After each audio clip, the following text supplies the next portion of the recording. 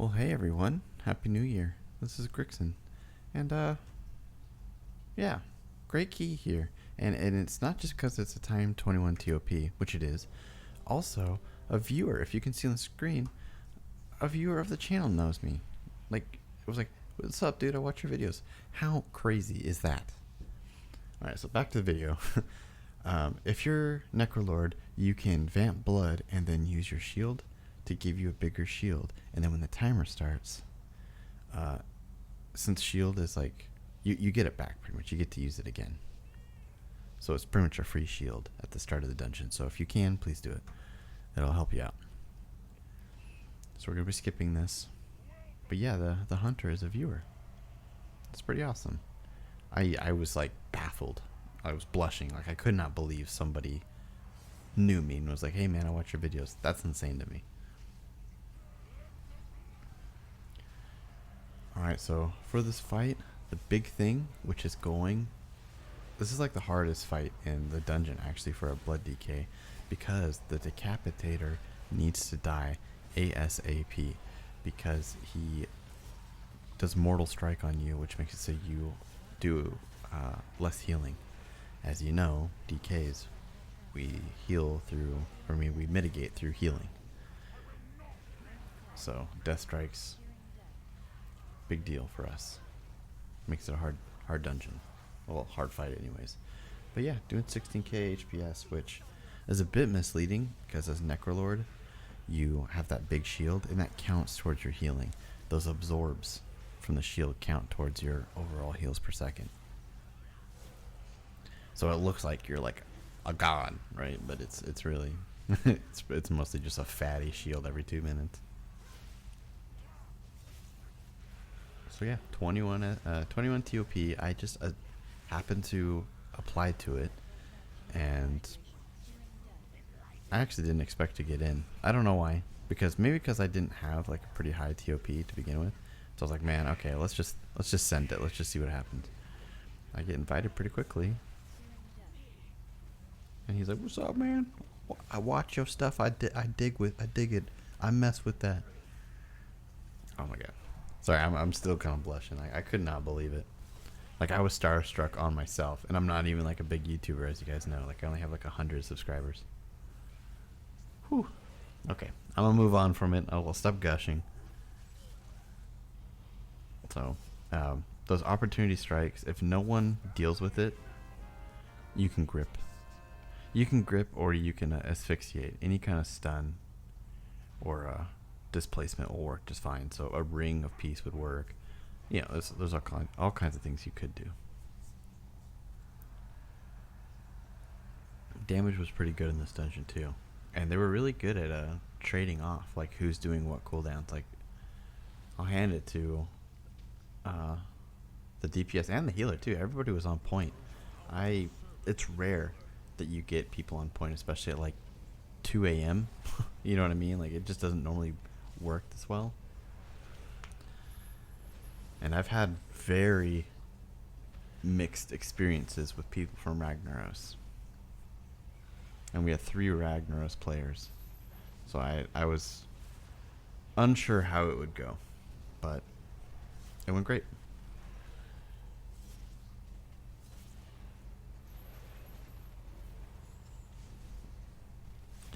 Let's turn this down some. This might be too loud. I'm not sure. Let's go. I don't know. Let's put it like there. Whatever. Set it and forget it, right? Okay. Alright. So let's talk about this here. You need to worry about lust timers, because you're only going to be able to lust 2 of these 3 wings. So you gotta decide which ones are the scariest. And it's a fortified week, so it's not as big of a deal, but in my preference, I don't want to use lust on this boss in this military wing, because he sends people down so often. I don't feel like you get the full value of it, or there's a higher chance of like being somewhat wasted. You would have to lust when after the 2 people come from the pit back up, one of them will have a buff, then you lust and you just get as much of that timer out as possible. But there's a lot of time where you have to like kind of dance. Like you have to like dodge all the things. I just don't like using a lust on this guy. So I like to do this swing last. But I only come here to get the lieutenant, especially if it's Varuth, because Varuth is huge for us. And also, if you didn't notice, every single inspiring mob in this dungeon, you can control undead. So inspiring is just not an affix for blood DKs in this dungeon, which is huge, right? Like you can just ignore all the inspired. Like it's just something people don't have to worry about. That's great.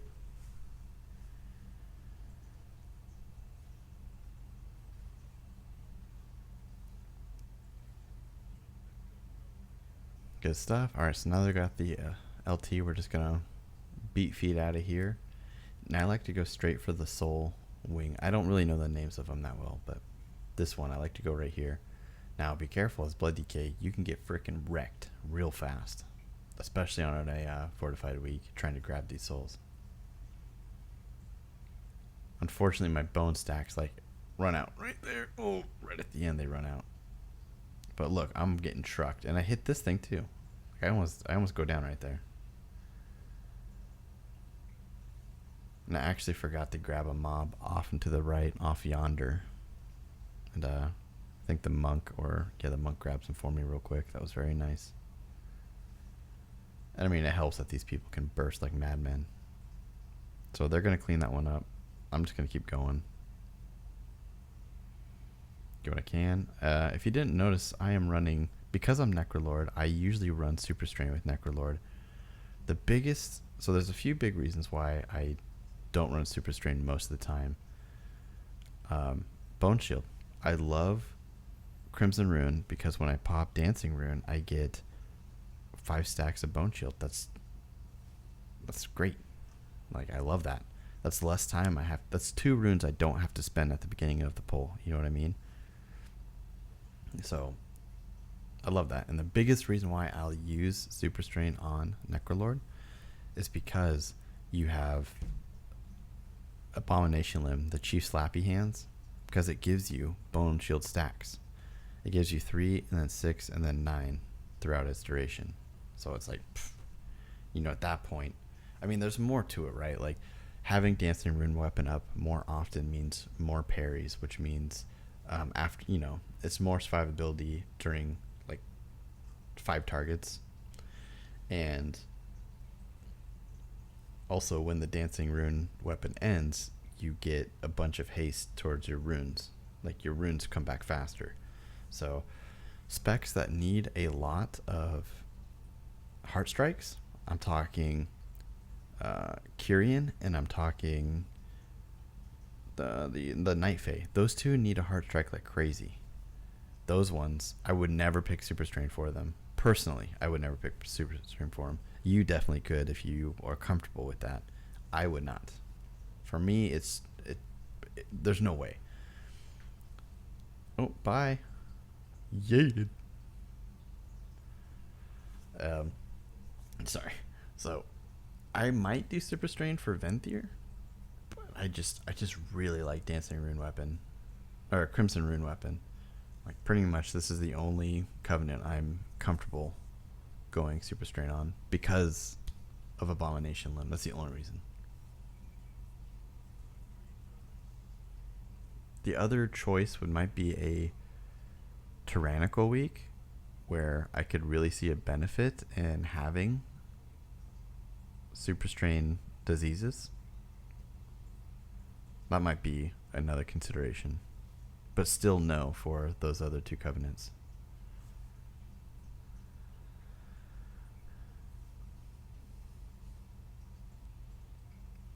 So this is why Blood Decay is so poggers in the chat.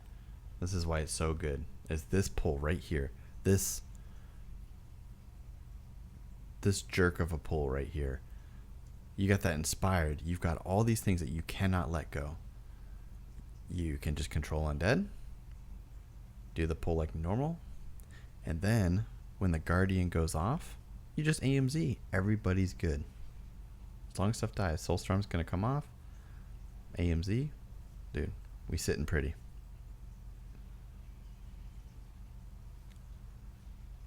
Yep. Now we can let go of the bone, dude. I mean, dude, to the credit, like, look at that. Look at that damage. These dudes are bursting. Usually on a fortified week like this, you get 2 Soulstorms going. Like, 2 end up going off. People are making this pretty easy mode. Alright, so to get count, because I skipped in the beginning, I always go right. I go right twice. I go right in the beginning portal, and I go right in this portal. And I'll tell you why. You can have perfect counts if you skip the stuff in the beginning. If you go right twice, you fight these, and then you also fight these maggots right here on the left. You kill those 2, perfect count. You're good. Just if you do the skip, which pretty much everybody does now, like, it would be weird to see someone not do it at this point. It's just the meta now. Everybody does it. Look at that.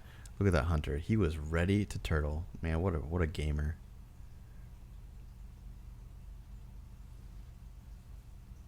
People who watch my channel are good at video games. Look at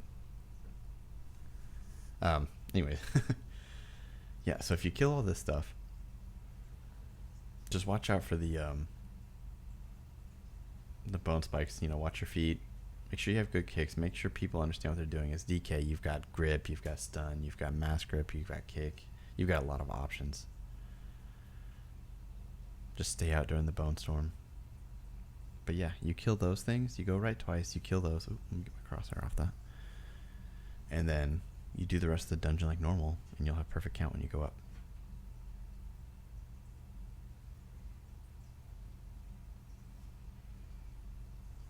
Bounce spears. And also, I like to go right on that part. A lot of people go left because then you get 2 of these dark speakers, these Deathwind guys. I hate it, especially for pugs, dude. I don't know what it is, but every time somebody gets knocked off, it's what happens. So the less of these guys I can fight, the better. It has a high ripability of the key. It's not something I want to deal with. So if we only have to deal with 1 the whole dungeon, fine by me.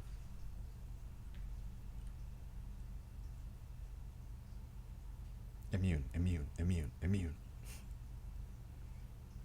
It's that undulating maneuvers from the first soulbind of Necrolord.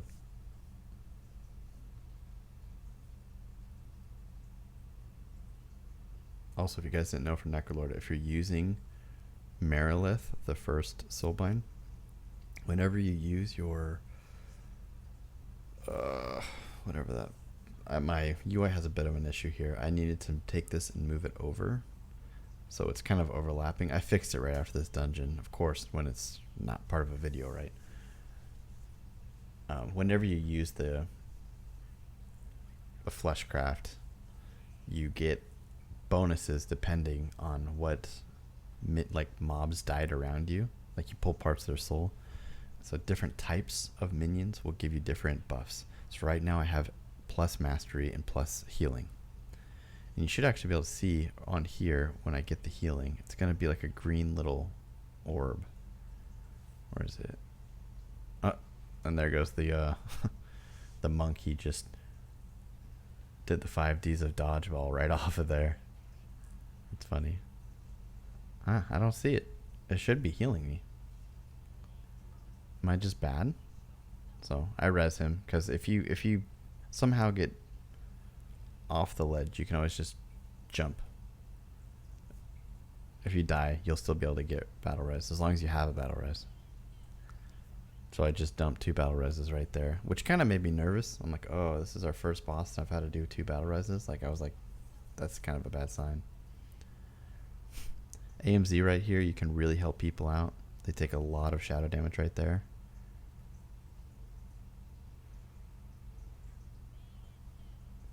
Whenever you get that debuff, that dot on you, most healers won't decurse you because you can just tank it or heal through it, or especially DKs can AMS it.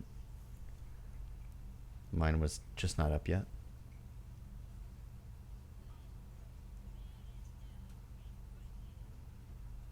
See, I got it again. My AMS is still not up. And it's like 100% shadow damage. And he turtles it. Look at this god.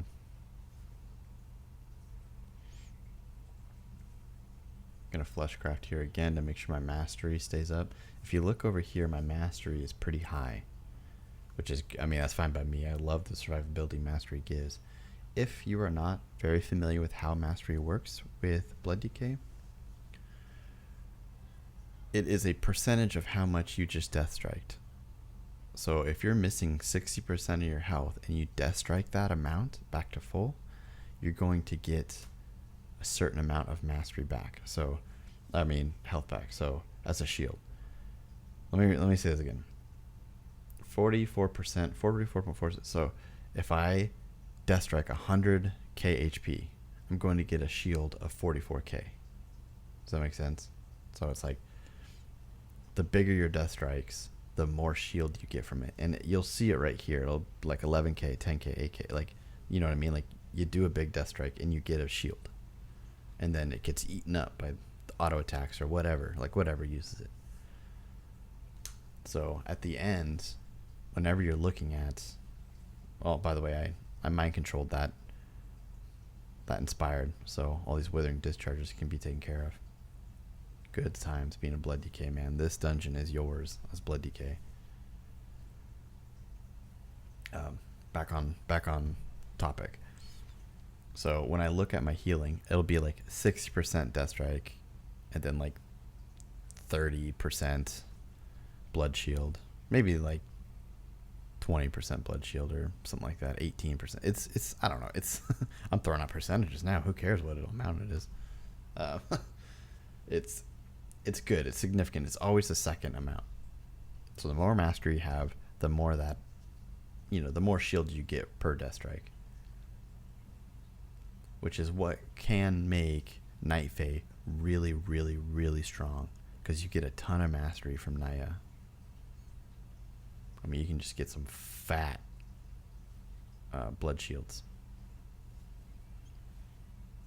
Of course, mastery is not everything. Like, you obviously want to favor a good amount of haste, too, for rune recharge.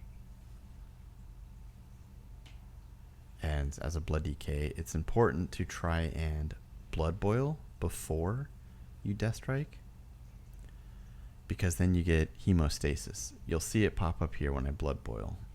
Am I going to blood boil here? There, I have 2 charges of it. You can get up to 4. So 1 blood boil with 4 targets will give you max hemostasis, and it buffs your death strike during the duration. And it's significant. So if possible, you want to blood boil and then death strike. If you can't spare the global, if you're gonna die if you try, then don't. Like, do the normal thing. It's there for you though. Like, keep in mind hemostasis. As you get better and more comfortable as a Blood Decay, you will pay really good attention to it. And if you get Luxthos weak ores, you can make that bigger. You can make it bigger and move it somewhere where you can see it better, where you can track it better. During a fight, I know that isn't easy. But it'll increase your death strike amount significantly if you're good at managing it.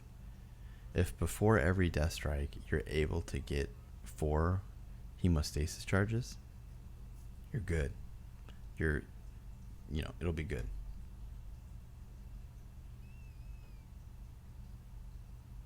I just played extra safe here. I was trying to find which one I can skip through. Again, this is another hard pull that is just negated by being an awesome Blood Decay. No withering discharges worrying about here. What an awkward sentence. Oh my god. I don't know, like, I am such an awkward person, it's insane.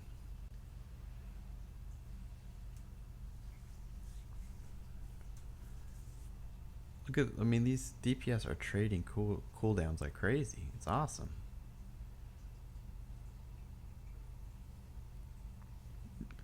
A lot of times in pugs, you see a big juicy pack, and then they're just like, so anyways, I started blasting. You know what I mean? They just, everybody pops every cooldown, and things die so fast no one gets good usage out of their cooldowns. That happens to me all the time when I play Frost DK. I'll pop Breathless and Dragosa, and I'm like ready to go, and then a monk just like destroys the whole pack, and I'm like, okay, I still have like a long time left on breath, but okay. And then my damage looks bad.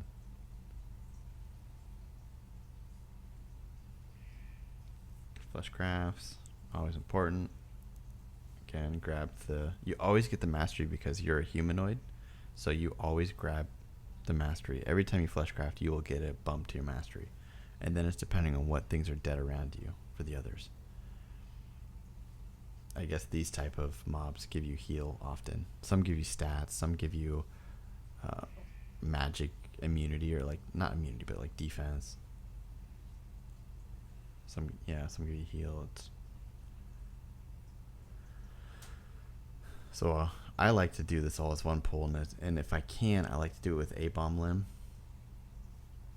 My cooldowns just did not align for it this time. And then here you go. Just trucking. Look at that damage. I'm telling you, these people I played with really made it easy mode for me today.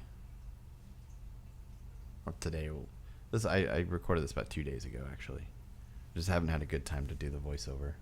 You know, with holiday stuff.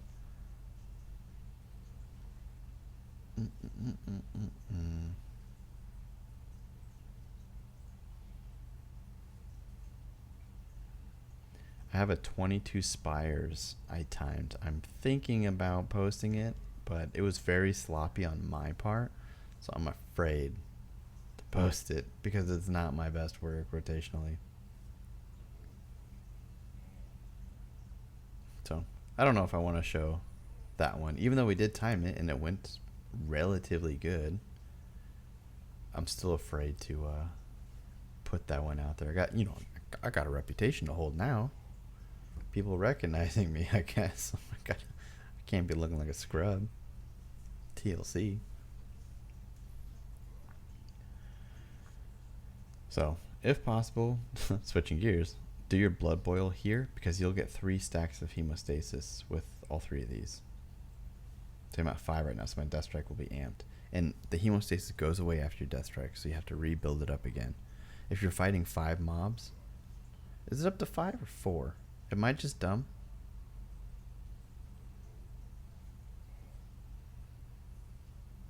I might have to rewatch this video and then just eat my words. It might be 5. Oh well.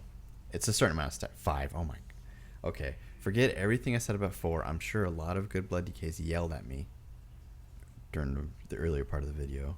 I apologize. It's 5. So if you're fighting 5 things at once and you blood boil, you'll have max charges of hemostasis. 5 and up. And then you death strike, it goes away. You got to do it over again. If possible, you want to do it that way. It will just give you a lot of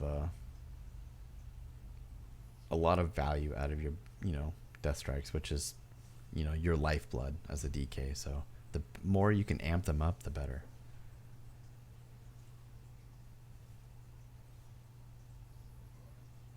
It's not the end of the world, and it's not gonna it'll just mean it's less work for you to do. And as a blood DK, you have a lot to think about as it is, and a lot of buttons to press. Just any advantages you can have, the better. It'll make you a lot more tanky.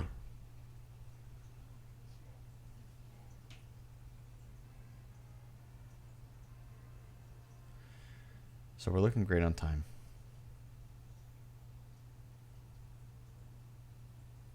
However, I'm super slow, and I even communicate that in chat. Everyone's just booking through. And then there's me.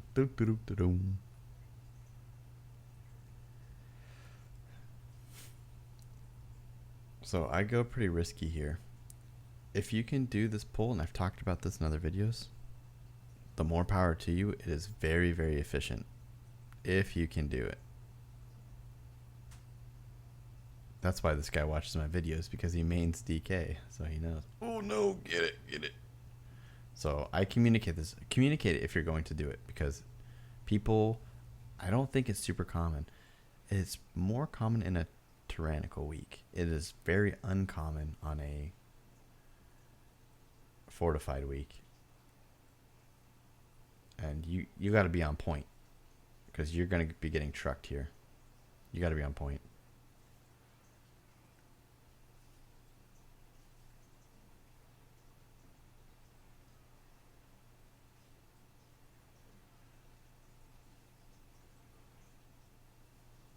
So, yeah, look at this damage we're taking. Pretty insane. If you're going to do this double pull with this, I mean, it's great for your DPS. It's super efficient. You know, instead of just doing 2 long pulls with just, you know what I mean, one of them each, people get to cleave more, and it's way better. However, you got to be ready to be taking some serious damage and spike healing on a fortified week.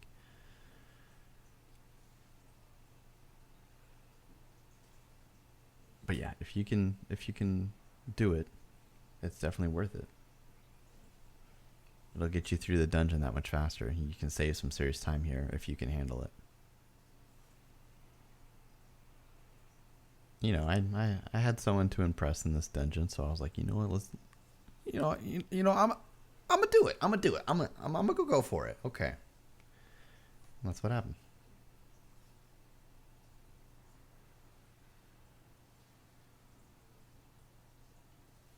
So yeah, we live it.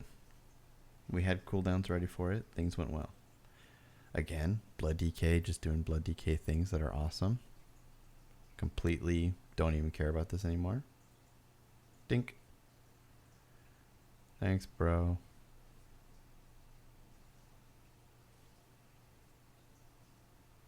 Now, these guys are going to shoot wherever, and they're going to be spreading out.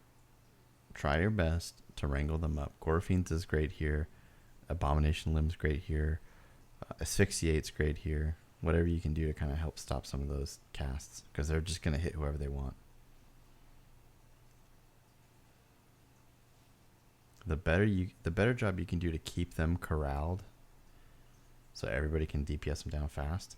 A big part of this game to time keys more often is not always about being a tank that survives a lot or doing a lot of damage yourself as a tank. It's about being able to group things up and keep them grouped up.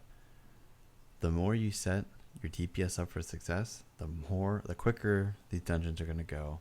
Their damage is going to go way up, and you have a higher chance of winning. Of course, if the DPS can't handle mechanics or something weird like that, that's another story. But people always talk about blood DKs being the lowest amount of damage, and it's true, we are. But all of our Gorfine's Grasp or death grips, all of these things, I think really set the team up to do more damage overall. I mean, it's hard to quantify, right? It's definitely very situational, but I definitely feel like it helps. So I took the captain, mind controlled him, and I brought him here. And I do this regardless of the week usually. I'll mind control and bring it here, so that way there's 2 things to fight here, and he can be cleaved down naturally.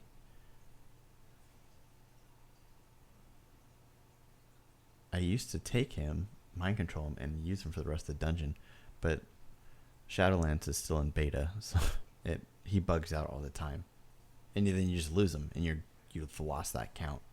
And in this dungeon, you can't really afford to lose that count, so I just don't even deal with it anymore. I'm done trying to mind control it and use it for us. So I just bring him to the next big mini boss guy and then let him get cleaved down. Or you can do it with the boss if you really wanted to. Either one. I feel like you have enough to keep track of with this boss and his banners and stuff.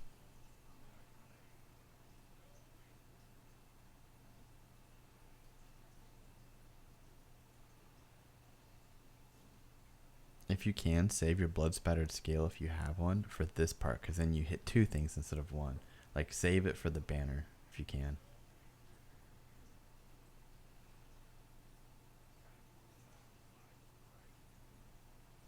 did that Dancing Rune Weapon too early. If you do Dancing Rune Weapon during Brutal Combo, you can parry some of them, which is pretty big. See, it's already over. That was a misplay on my part. Should have saved it for Brutal Combo. But that's why I'm pooling resources. And I'm trying to Blood Boil during the banner, because it's one more thing to hit for hemostasis.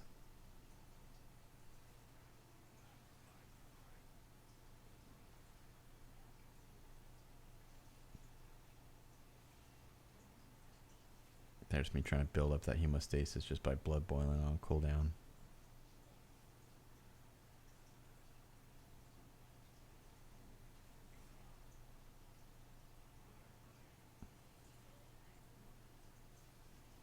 I mean, it's a fortified week, so it's not a big deal. This boss is not going to kill you. But they're good principles for tyrannical weeks when this boss can definitely kill you during that.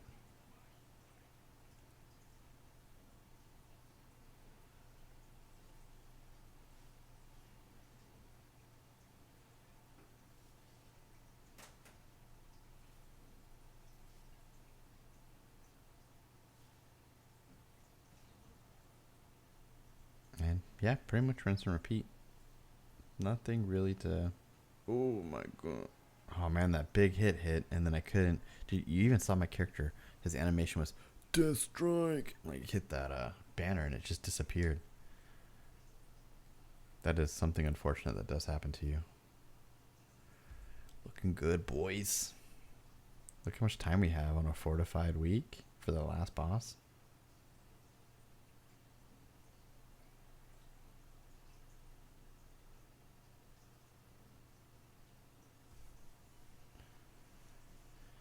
So yeah, pretty easy upgrade.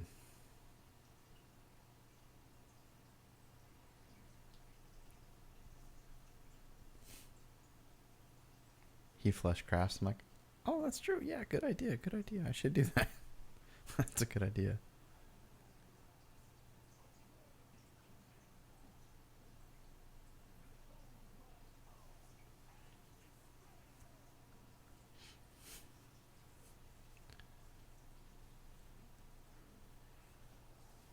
Reaping Scythe is physical and shadow, so you can AMS and negate like almost half the damage of Reaping Scythe.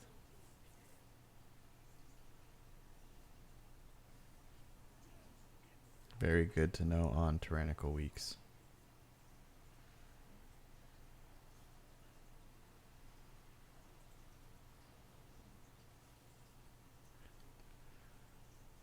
Do an Abomination Limb, corral all that stuff up into one spot so it can be bursted down in like a second flat. The next one, I will Gore Fiends together.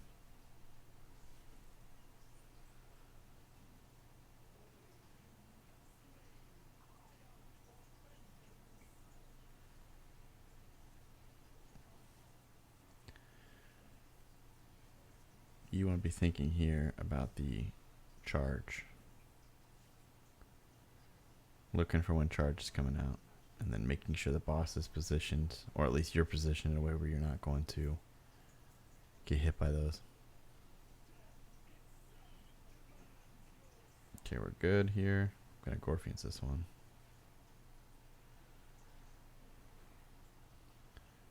One bad habit I have is I always Gore Fiends on myself. I position myself in the center and then Gore Fiends, when it's far better to Gore Fiends an enemy mob than it is yourself, because you have a chance of taking a bunch of auto attacks at once. It's better to Gore Fiends on an enemy, but it's it can be very helpful to Gore Fiends on yourself to make sure it's perfectly positioned too. It's just, the problem is I default to always Gore Fiendsing on myself.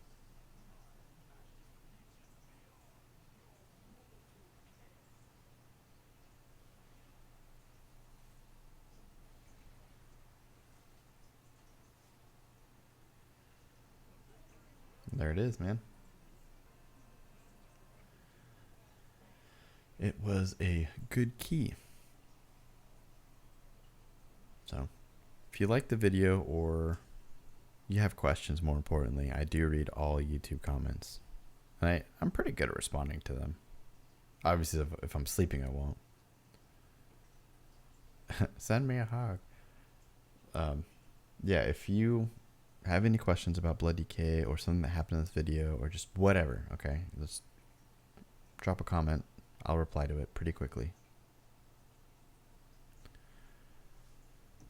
Let's see, I'm just chatting with the guy now.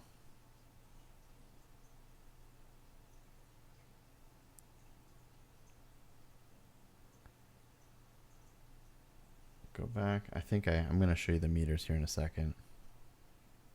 I was too hyped. You know what I mean? Take care, bro. Keep going. Do I show it? Come on, I have to, right? Okay, here we go. So,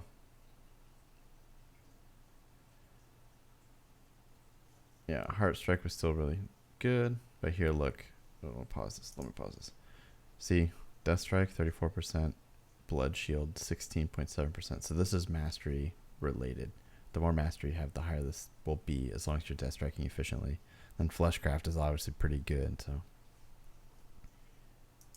all right, thanks everyone for watching. I appreciate you. Have a good new year.